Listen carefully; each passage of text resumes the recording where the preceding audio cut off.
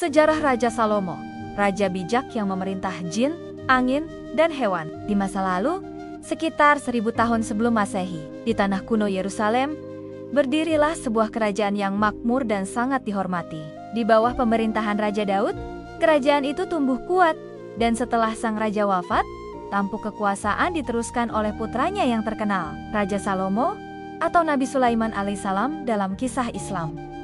Awal kehidupan, Salomo adalah anak dari Raja Daud dan lahir di tengah masa kejayaan kerajaan Israel. Sejak muda, ia dikenal lembut hati, bijaksana, dan sangat dekat dengan Tuhan. Ia tidak meminta kekayaan atau kekuasaan, melainkan memohon kebijaksanaan untuk memimpin rakyatnya dengan adil.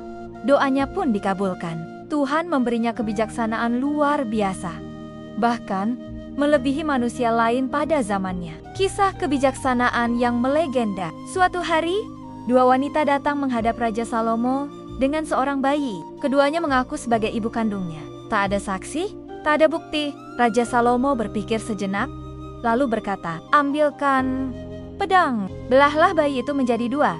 Berikan masing-masing setengah." Sontak salah satu wanita berteriak, "Jangan Tuan, berikan saja bayi itu kepadanya, asal jangan dibunuh." Salomo pun tersenyum dan berkata, "Dialah ibu yang sebenarnya." Sejak saat itu, kabar tentang kebijaksanaan Raja Salomo menyebar ke seluruh negeri, bahkan sampai ke karijen-karijen jauh. Kerajaan yang kaya dan megah.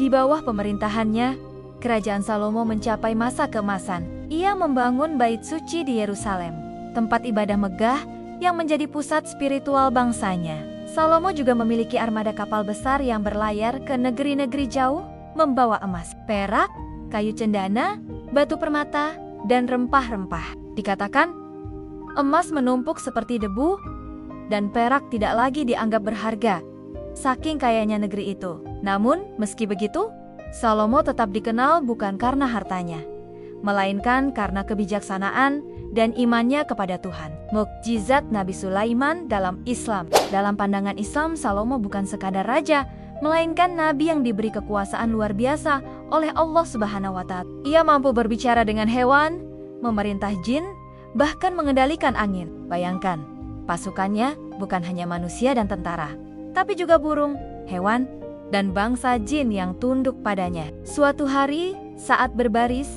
Sulaiman mendengar seekor semut berkata kepada kawanan lainnya, "Wahai semut-semut, masuklah ke sarangmu, agar kalian tidak terinjak oleh pasukan Sulaiman." Sulaiman tersenyum mendengar ucapan itu, dan ia bersyukur kepada Allah atas nikmat luar biasa itu. Pertemuan dengan Ratu Bilqis. Kisah paling terkenal adalah pertemuannya dengan Ratu Bilqis, penguasa kerajaan Saba di Yaman. Ketika Sulaiman mendengar bahwa Ratu Bilqis dan rakyatnya menyembah matahari, ia mengirim surat dengan nama Allah yang Maha Pengasih. "Janganlah kalian menyombongkan diri terhadapku. Datanglah kepadaku dengan tunduk." Ratu Bilqis pun terkejut. Ia menguji kebesaran Sulaiman dengan mengirim hadiah berharga. Namun Sulaiman menolaknya dan menunjukkan kekuasaan Allah.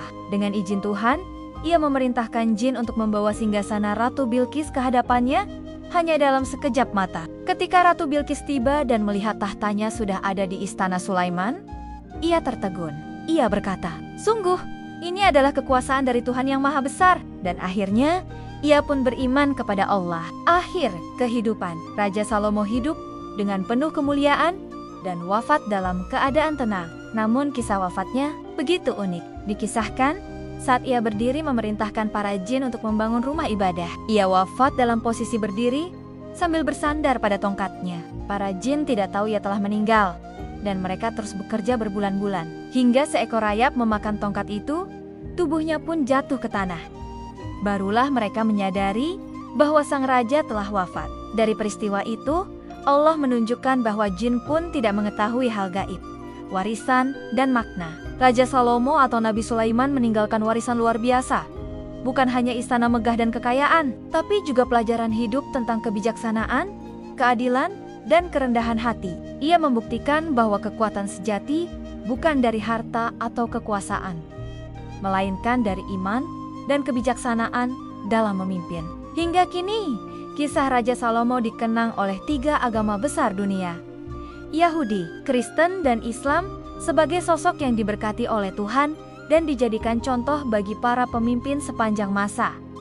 Pesan abadi dari Raja Salomo. Barang siapa mencari kebijaksanaan, ia akan menemukan kedamaian. Karena kekayaan dapat hilang, tapi kebijaksanaan akan hidup selamanya. Kisah Raja Salomo bukan hanya cerita sejarah, tapi juga cermin kehidupan. Bahwa kebijaksanaan sejati datang dari hati yang tunduk kepada Tuhan.